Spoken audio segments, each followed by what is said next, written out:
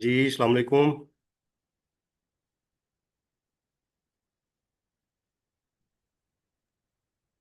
बस सलाम सर जी। जी आवाज़ आ रही है मेरी सबको? यस।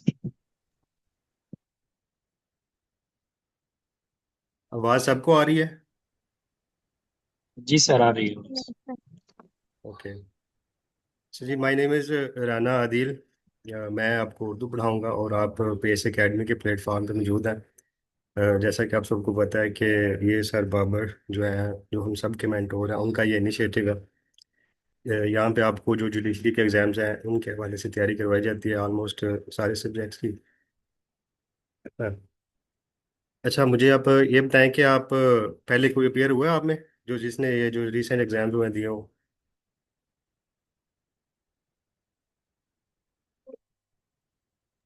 जी सर, मैंने दिया है इस बार।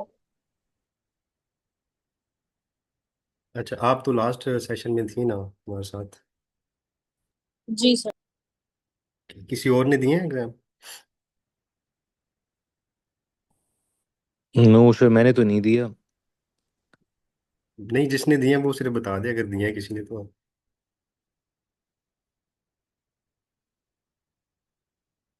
ओके।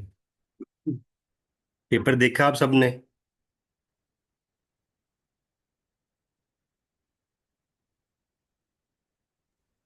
नहीं सर, नहीं देखा पेपर हमने। अच्छा ठीक है। अच्छा, ये ऐसे है कि उर्दू का सिलेबस इन्होंने चेंज किया था। उस पैटर्न पे अब पहली दफ़ा एग्जाम्स हुए हैं। तो इसमें ऐसा था कि 60% इन्होंने रखा था उर्दू के लिए डेडिकेट किया था, और 40% इन्होंने कहा था कि इस्लामिक स्टडीज़ होगा। लेकिन जो पेपर है वो सिर्फ उर्दू का आया 100 मार्क्स का, इस्लामिक स्टडीज़ को उन्होंने टच नहीं किया। हाई कोर्ट का ऐसे ही है कि ये हर दफ़ा सरप्राइज ही देते हैं। लेकिन वो आल दो सिलेबस में है, वो हम कवर भी करेंगे। तो उसमें से पूछ सकते हैं वो, नेक्स्ट एग्जाम्स में वो पूछ सकते हैं, क्योंकि उन्होंने मेंशन किया वो सिलेबस का हिस्सा है वो।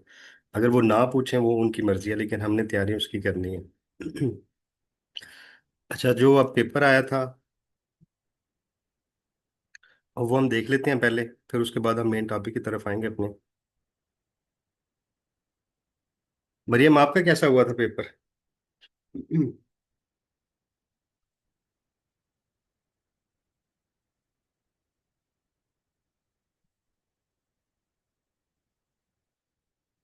मरियम, आपका पेपर ठीक हो गया था उर्दू का?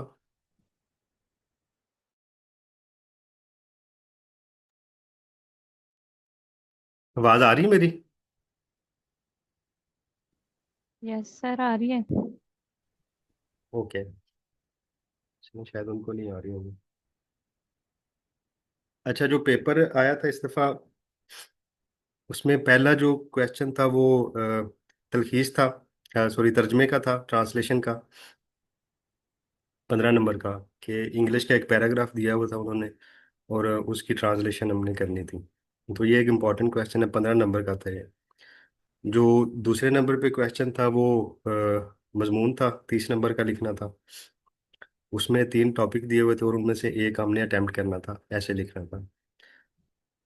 जो तीसरा क्वेश्चन था वो, जो इंग्लिश लीगल टर्म्स है उनको उर्दू में ट्रांसलेट करना था और उनका एक जुमला बनाना था उर्दू में। तो 10 नंबर का ये क्वेश्चन था, 7 ये दिए हुए थे लीगल टर्म्स, 5 इनमें से करनी थी अटेम्प्ट आपने। तो 10 नंबर का ये क्वेश्चन था। इसके बाद जो अगला क्वेश्चन था वो उर्दू ग्रामर से था। ये 10 नंबर का ग्रामर का एक उन्होंने क्वेश्चन पूछा हुआ था। और इसके बाद 10 नंबर की तलखीस थी, जिसे इंग्लिश में प्रेसी कहते हैं। वो प्रेसी करनी थी और उसका अनुमान हमने लिखना था। तो ओवरऑल टोटल ये पेपर था। जो सब्जेक्टिव था, और 25 नंबर जो थे वो ऑब्जेक्टिव के थे। 25 नंबर का ऑब्जेक्टिव आया था। और ऑब्जेक्टिव भी बताते हैं कि टफ ऑब्जेक्टिव था। उसमें मुख्तलिफ जो राइटर्स हैं उनकी बुक्स पूछी हुई थी, राइटर्स के बारे में पूछा हुआ था, थोड़ा उर्दू ग्रामर के बारे में पूछा था, तो टफ था। जो बताते हैं कि पेपर ऑब्जेक्टिव टाइप भी। तो हमारी जो स्टडी की स्कीम होगी, सबसे पहले हम जो मेन चीज़ें हैं, जो इम्पोर्टेंट क्वेश्चन है, हम वो उनसे स्टार्ट करेंगे। जैसे कि ये पहला क्वेश्चन है, इंग्लिश ट्रांसलेशन है इंग्लिश टू उर्दू। इसको हम करेंगे, इसका हम ये करेंगे कि साथ साथ हम एक रजिस्टर मेंटेन करेंगे जिसमें हम इंग्लिश की वोकैब अपनी डेवलप करेंगे। मैं आपको लिखवाया करूँगा, वर्ड लिखवाया करूँगा, छोटे छोटे पैराग्राफ जुमले इस तरह, तो ताकि हमारी जो इंग्लिश की वोकैब है वो बेहतर हो जाए और हम ये क्वेश्चन इजीली अटेम्प्ट कर सकें। एज यू नो के इसमें अगर पैराग्राफ में इंग्लिश में आपको दो चार लफ्ज़ों के मीनिंग नहीं आते तो आपकी वो पूरी ट्रांसलेशन ख़राब हो जाती है, आपको आधे नंबर आपके चले जाते हैं, दो चार लफ्ज़ भी आपको मिस हो जाएं तो। इसलिए हम कोशिश करेंगे कि हम अपनी इंग्लिश की वोकैब अच्छी करें, आपको दूसरे जो पेपर हैं उनमें भी ये चीज़ हेल्प करेगी, हेल्पफुल रहेगी आपके लिए। दूसरा हमारा फोकस होगा मजमून पे, ऐसे पे।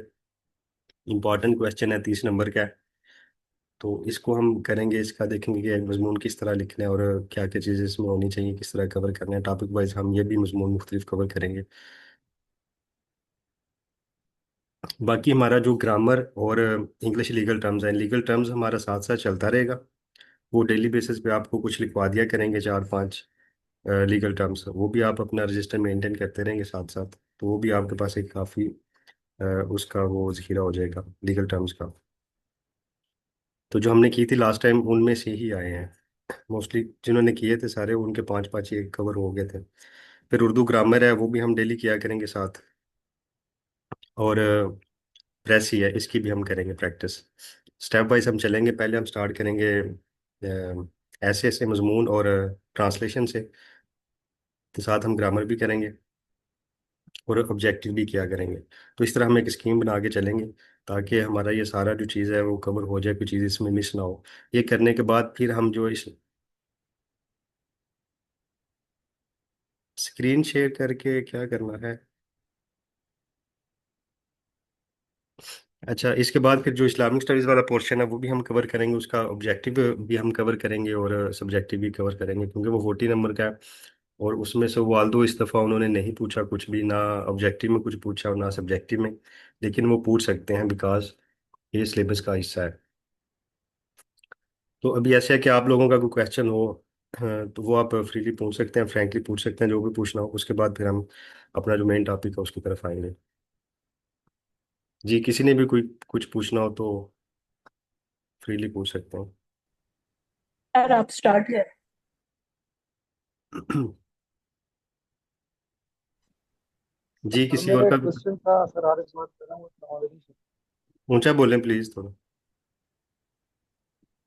सर मेरी आवाज़ आ रही है? बड़ी स्लो आ रही है, थोड़ा ऊंचा बोलें काइंडली। सर मेरी आवाज़ अभी सही आ रही है? हाँ जी बोलें। सर अस्सलाम वालेकुम, क्या हाल है सर? मैं हारिस जी बात कर रहा हूँ सर, केपीके से। जी जी। सर मेरी हम्म असल में हमारी जो सिलेबस है वो टोटली डिफरेंट है। मैंने सर अभी इस दफ़ा अटेम्प्ट दिए फर्स्ट टाइम 2025 में। हम्म। तो सर मेरे सामने जो पेपर खुला हुआ है सर, वो मैं आपके साथ शेयर भी कर दूंगा मैडम के थ्रू। तो सर हमारे सिलेबस में ना तो इस्लामियात है और ना एमसीक्यूज वगैरह, और इसके अलावा सर जो डिफिकल्ट टर्म्स है वो भी नहीं आते। हम्म। तो सर हमारा फिर मतलब तरीकेकार हमारे लिए क्या होगा सर? अब आपका सिलेबस तो मुझे आइडिया नहीं है, उर्दू उर्दू है ना, कितने नंबर की है जी sir, Urdu? Urdu. Sir Urdu 100 marks की है सर। 100 मार्क्स की है। जी सॉरी, सर। सब्जेक्टिव है सारी की ऑब्जेक्टिव भी है? सर सारी सब्जेक्टिव है, ऑब्जेक्टिव उसमें नहीं है। अच्छा, तो ठीक है, उर्दू फिर यही है ना, तो हम ये करेंगे, आप साथ करें, आप होपफुली कवर हो जाएगा सारा।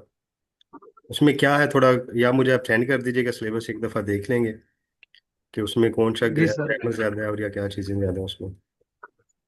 सर अगर मैं तो थोड़ा सर बताऊं तो सर मेरे पास पेपर है। सर हम इस दफा सर जो पेपर आया था उसमें सर कुल 5 क्वेश्चन थे, सवाल। सर पहला सवाल जो था उसमें मजमून लिख रहा था, तो वो 50 मार्क्स का था। और सर दूसरा क्वेश्चन जो था उसमें 5 अशआर दिए हुए थे, तो उसमें 3 हमने अटेम्प्ट करने थे, वो 15 मार्क्स के हो गए। सर फिर जो सवाल नंबर 3 था, तो सर इस तरह इकबाल की शायरी नई नस्ल के लिए, सर वो भी 10 नंबर का एक सवाल था। चौथा सवाल भी 10 नंबर का था, और सर लास्ट में फिर ट्रांसलेशन के लिए एक पैराग्राफ दिया और अच्छा, बाकी तो तकरीबन सेम तीन जो मार्क्स थे। तो सर हमारे मजमून के 50 मार्क्स तो थे। जी, जी सर। मजमून आपका कवर हो जाएगा, जो ग्रामर वाला पोर्शन है वो कवर हो जाएगा, अब ट्रांसलेशन वाला कवर हो जाएगा। आपका जो एक्स्ट्रा है वो जो ये तशरीह वगैरह करनी है आपने शेरों की, वो आपका एक्स्ट्रा क्वेश्चन है, तो वो यहाँ पे कवर नहीं हो सकेगा, वो आपको खुद ही करना पड़ेगा। बाकी आपका पेपर है सारा कवर हो जाएगा हमारे सिलेबस में। ओके सर, ठीक है सर, थैंक यू। जी, कोई और क्वेश्चन हो किसी का?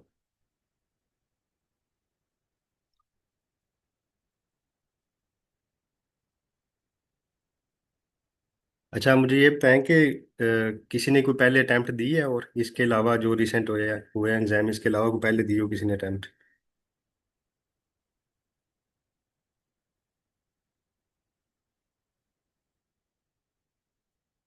ओके। अच्छा जी,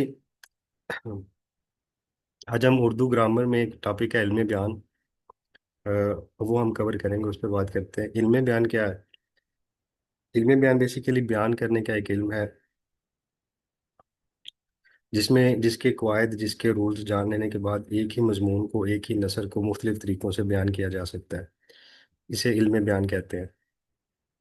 जैसे उर्दू इंग्लिश में वर्ड यूज़ करते हैं ना कि एक्सप्रेशन अच्छा होना चाहिए, राइटिंग का स्ट्रक्चर अच्छा होना चाहिए, वैसे ही आप उर्दू में कर लें कि जो लिखने का स्टाइल है, असलूब है, एक्सप्रेशन है, एक नसर में आपके जो निखार आता है, खूबसूरती आती है, वो इल्म बयान की वजह से आती है। अपनी नसर में हम जो मुख्तलिफ चीज़ें इस्तेमाल करते हैं इल्म बयान की, उनकी वजह से एक नसर में अट्रैक्शन पैदा होती है, एक खूबसूरती आती है। इसकी इसमें से एक क्वेश्चन भी आया हुआ था जो जो अभी एग्जाम्स हुए हैं। इसकी चार सूरतें हैं इल्म बयान की: तशबीह, इस्तारा, मजाज मुरसल और कनाया। ये चारों चीज़ें मिलती हैं और इन्हें हम इल्म बयान का नाम देते हैं, क्योंकि हम जो उर्दू नसर लिखते हैं उसमें कहीं ना कहीं ये चारों चीज़ें इस्तेमाल हो रही होती हैं, जिसकी वजह से एक नसर में निखार और उसके सलूक में एक तासीर पैदा होती है। तो ये चार सूरतें हैं इल्म बयान की। अब वन बाई वन एक एक करके हम इनको देख लेते हैं। अब जो पेपर में उसमें तशबीह और इस्तारा आया हुआ था, जो ग्रामर का क्वेश्चन आया था 10 नंबर का, वो यही था कि तशबीह और इस्तारा के बारे में उसकी तारीफ करें और इन दोनों में फ़र्क क्या है उसको बयान करें। तो ये 10 नंबर का सवाल आया हुआ था। तशबीह क्या है? तशबीह बेसिकली अरबी ज़ुबान का लफ्ज़ है जो शुबह से निकला है। इसे मुराद मुराद होता है कि मुशाबत पैदा करना। आप लोगों को पता होगा तशबीह, आपने सुनते आ रहे होंगे शुरू से, उर्दू के साथ जिसका को थोड़ा बहुत तल्लुक रहा है, कि मुसाबत पैदा करना, एक चीज़ को किसी दूसरी चीज़ की मानिद करार देना। तो इस्तिलाही मानों में इसका मतलब है कि किसी मुश्तरक खूबी की बिना पर एक चीज़ को दूसरी चीज़ की मानिद करार देना, दूसरी चीज़ की तरह करार देना, एक मुश्तरक खूबी की बिना पर। मिसाल के तौर पर हम कहते हैं कि दुल्हन चांद की तरह खूबसूरत है, तो हमने उसको तशबीह दी है चांद से, और तशबीह देने की वजह क्या है? खूबसूरती है। तो ये मुश्तरक खूबी है दोनों में, दुल्हन में और चांद में। जो मुश्तरक खूबी है वो है खूबसूरती, तो इसकी वजह से हमने उसको, उसकी दुल्हन को चांद की मानिद करार दिया है। तो ये तशबीह की एग्जाम्पल है, तशबीह ये होती है। या हम कहें कि वो शेर की तरह बहादुर है, तो जो मुश्तरक खूबी है वो बहादुरी है दोनों में। तो किसी को शेर की मानिद करार देना, शेर की तरह करार देना बहादुरी की वजह से, तो ये हम तशबीह कहते हैं इसको। इसके मजीद आगे 5 अरकान हैं तशबीह के। पहला है जो मुशब्बा, उसे कहते हैं। दूसरा रुकन है, उसे मुशब्बा बही कहते हैं। तीसरा रुकन तशबीह का वजह शुबा। चौथा हरूफ तशबीह। और पांचवा है गर्ज तशबीह। अब मुशब्बा क्या है? मुशब्बा वो शख्स या वो चीज़ है जिसको किसी चीज़ से तशबीह दी जाती है। दुल्हन चांद की तरह खूबसूरत है, इसमें जो दुल्हन है वो मुशब्बा है। मुशब्बा बही वो चीज़ या शख्स जिस से तशबीह दी जाए, वो शेर की तरह बहादुर है। तो इसमें जो जिससे तशबीह दी गई है वो शेर से तशबीह दी गई है, तो शेर यहाँ पे मुशब्बा बही है। वजह शुबा, वजह शुबा वो मुश्तरक खूबी जिसकी वजह से तशबीह दी जाती है। जैसे खूबसूरती मुश्तरक खूबी थी, बहादुरी मुश्तरक खूबी थी, तो ये वजह शुबा है। ये तीसरा रुकन है तशबीह का। पांचवा रुकन है हरूफ तशबीह, हरफ तशबीह, के वो अल्फाज जो तशबीह देने के लिए इस्तेमाल होते हैं, जैसे की तरह, जैसा, जैसी, उसकी तरह है, उसकी मानिंद है, ये जो अल्फाज हैं ये हरूफ तशबीह कहलाते हैं। पांचवा रुकन है गर्ज तशबीह, कि वो मकसद या वो गरज, जैसे नाम से वाज़ेह है कि वो क्या गरज होती है, क्या मकसद होता है जिसकी वजह से तशबीह दी जाती है। दुल्हन चांद की तरह खूबसूरत है, इसमें गरज क्या है? खूबसूरती बयान करना। वो शेर की तरह बहादुर है, इसमें क्या गरज है? गरज ये है कि बहादुरी बयान करना। तो ये गर्ज तशबीह है। ये पांच रुकन जब मिलते हैं तो पांचों रुकन मिलके तशबीह बनती है। तशबीह कि ये पांच रुकन है और इनमें से कोई भी अगर मिसिंग हो तो वो तशबीह हम उसे नहीं कहेंगे। अगला जो इल्म बयान की सूरत है, इस्तारा। इस्तारा का मतलब है मस्तार लेना, उधार लेना। इससे मुराद है कि किसी लफ्ज़ को उसके मजाजी मानों में इस तरह इस्तेमाल किया जाए कि उसके मजाजी और हकीकी मानों में तशबीह का ताल्लुक पैदा हो जाए, उसे इस्तारा कहते हैं। हर लफ्ज़ के दो मतलब होते हैं, एक मजाजी मतलब होता है और इसका एक उसका हकीकी मतलब होता है। तो जब हम किसी लफ्ज़ को उसके मजाजी मानों में इस तरह इस्तेमाल करते हैं कि उसके मजाजी मानों और उसके हकीकी मानों में तशबीह का,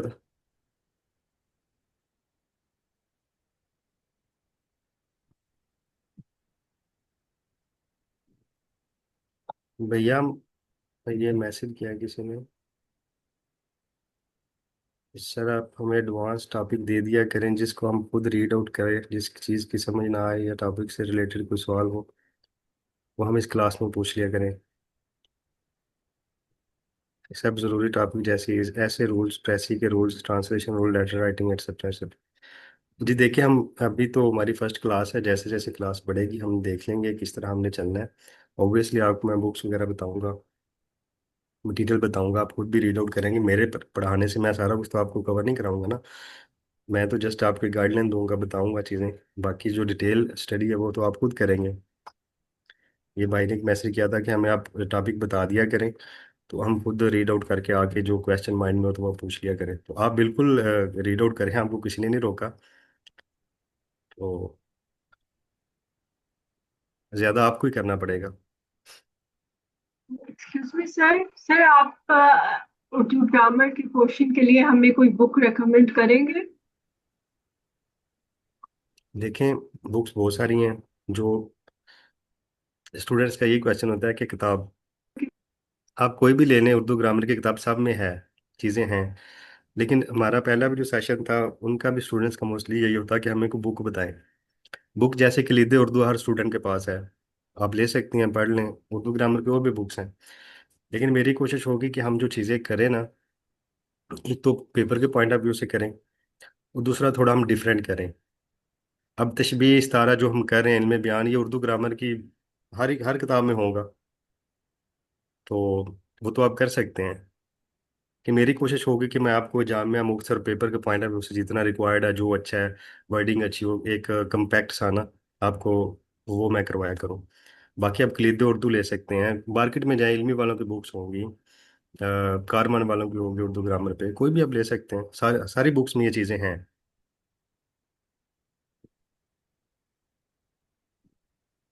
ओके सर।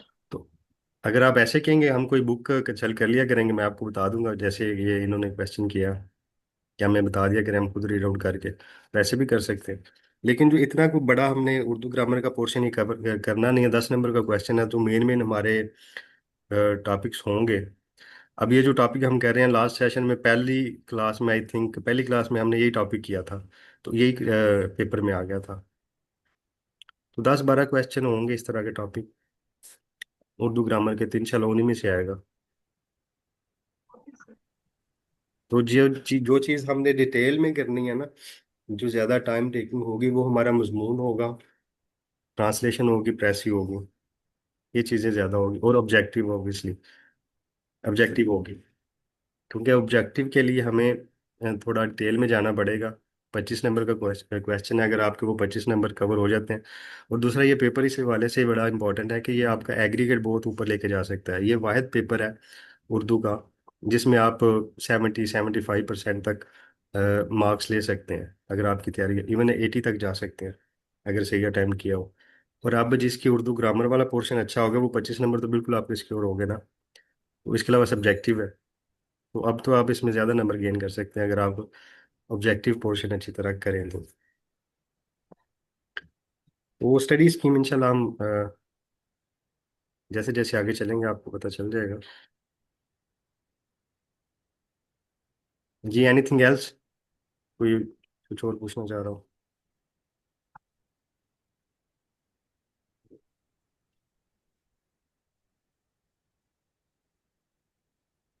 अच्छा काइंडली जिसने जो बात करनी है वो कर ले, बोल के वो मैसेज ना करे, क्योंकि अच्छी बात कर ले। अच्छा जी, अगली जो दूसरी सूरत है में जानते हैं, उसे इस्तारा कहते हैं। इस्तारा का मतलब है उधार लेना। जैसे पहले हम बात कर रहे थे कि किसी लफ्ज़ को उसके मजाजी मानों में इस तरह इस्तेमाल किया जाए कि उसके मजाजी और हकीकी मानों में तशबीह का ताल्लुक पैदा हो जाए, तो उसे इस्तारा कहते हैं। अच्छा इस्तारा जैसे तशबीह में हम एक चीज़ को दूसरी चीज़ की मानिद करार देते हैं, और इस्तारा में हम एक चीज़ को दूसरी चीज़ की मानिद नहीं करार देते, उसे वो चीज़ ही करार देते हैं। फॉर एग्जाम्पल, तशबीह में हमने कहा कि वो शेर की तरह बहादुर है, तो इसमें हम कहेंगे कि वो शेर है। हमने वो मानिद नहीं करार दिया, हमने कहा कि वो शेर है, तो ये इस्तारा है। जैसे हम नाम मंत्र। जी।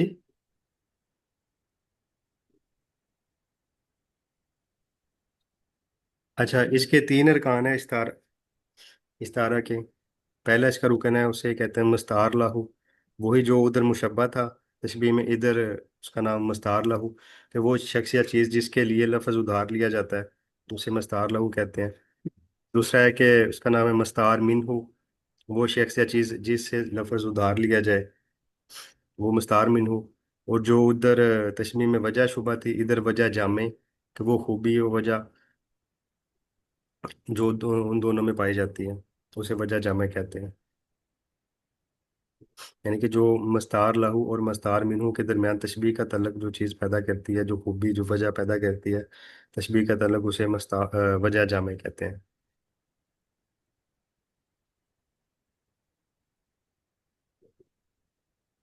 अच्छा, अगली जो तीसरी सूरत है इल्म बयान की, उसे मजाज मुरसल कहते हैं।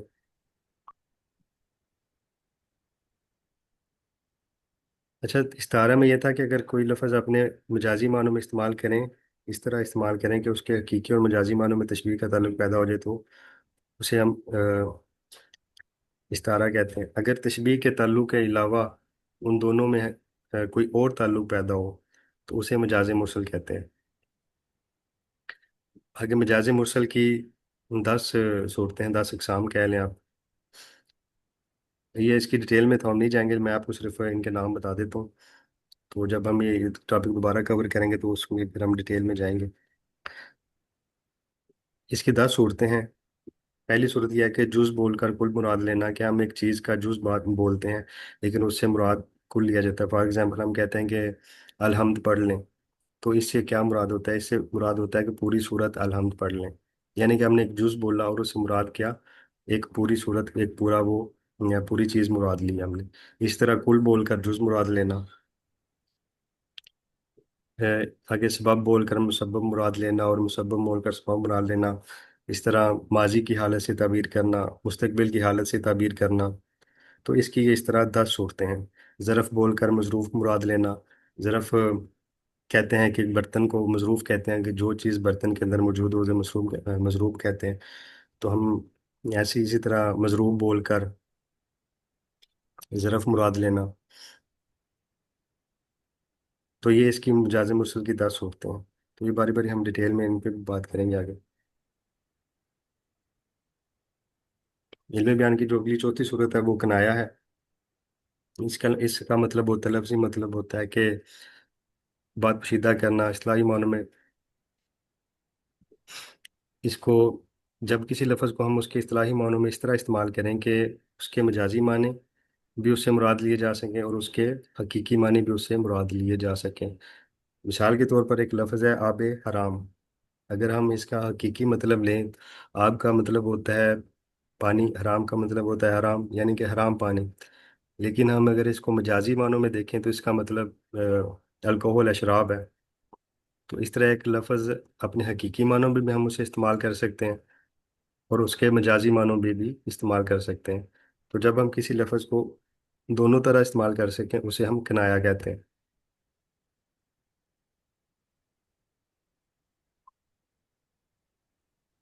इसकी आगे मजीद 6 अक़साम है किनाया की। एक किनाया करीब है, किनाया बैईद है, तलवी है, तारीज़ है, रम्ज़ है, ईमा है। ये इसकी 6 अक़साम है।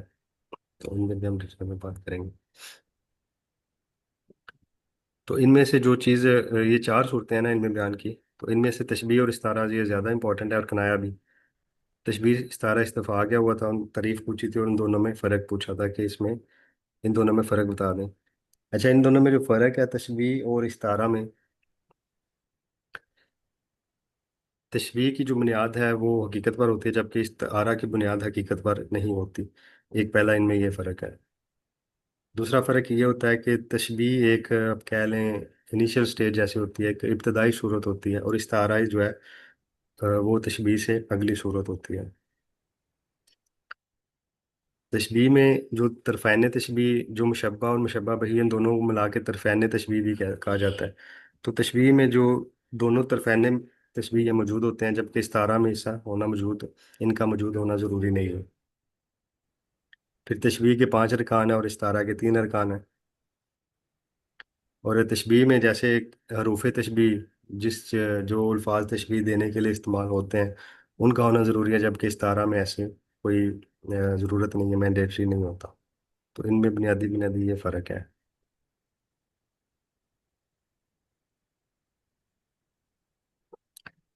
अच्छा, जिससे रिलेटेड किसी का कोई क्वेश्चन हो।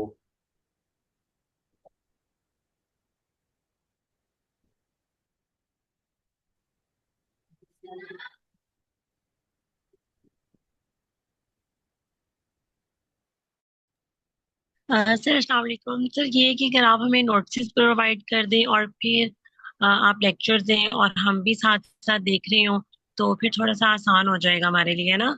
तो ये उर्दू वाली चीजें मैंने तो फर्स्ट टाइम ये मैं सुन रही हूँ लिटरली। अच्छा, पहले ये चीज़ें आपने नहीं सुनी है?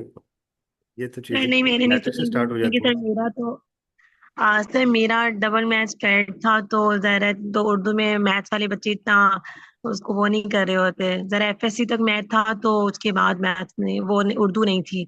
सॉरी, तो फिर ये है कि इसलिए मुझे तो कुछ भी नहीं पता। ओके। अच्छा, ऐसा सच नोट्स तो मेरे पास कोई नहीं है, मैंने कोई प्रिपेयर नहीं किया हुआ है कि मेरे पास नोट्स हो और मैं आपको वो दे दूँ। हाँ, ये है कि फिर हम कोई बुक रख लेते हैं सारे एक, कि इस कैसे से हम कर कैसे कवर वो करेंगे। कैसे वो आसान हो जाएगा क्योंकि हम लोग भी देख रहे आप होंगे ना। कलीदी उर्दू ही ले लें, कलीदी उर्दू ले लें, क्योंकि आपको इतना वो एडवांस जाने की सर वो जरूरत नहीं है, मेरे पास बाकी है चीज़ों को लेकिन नहीं उसमें पता। मुझे लगता है वो मेरे भी है। सर मुझे नहीं लगता है उसमें ये चीजें नहीं है। सबके पास है सलूट। नहीं नहीं, उसमें होंगी, उसमें है ना ये चीज़ें सारी, सर आई थिंक उसमें है लाजमी ग्रामर होंगी, का कोई। उसमें होंगी ये लाजमी। है क्योंकि सबके सर उर्दू में जैसे है। कि जी। सर आप पेपर पॉइंट ऑफ व्यू से इम्पोर्टेंट करवाएंगे, हम नोट भी कर आप सकते हैं थोड़ा और ऊंची कर बोलेंगे, भी आपकी रहे आवाज़ हैं। नहीं आ रही। मैं लाइब्रेरी में, मैं ये बोल रही हूँ आप पेपर के लिहाज से आप इम्पोर्टेंट करवाएं तो हम ये नोट भी कर सकते हैं और जो कि कर भी रहे हैं। मतलब बुक पे तो बहुत कुछ लिखा हुआ है, तो आप जो वेरी इंपॉर्टेंट है वैसे अपनी मर्जी से करवाएं।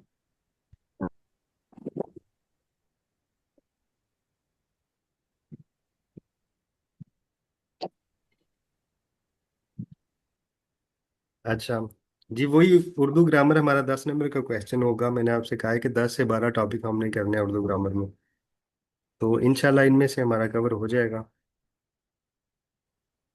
तो बाकी कलीदी उर्दू आप ले लें, सारे ले लें। तो उस पे ये सारे टॉपिक दिए होंगे, आप वहाँ पे देख लें जिसको ना समझ आ रही है। जी सर, सर इसमें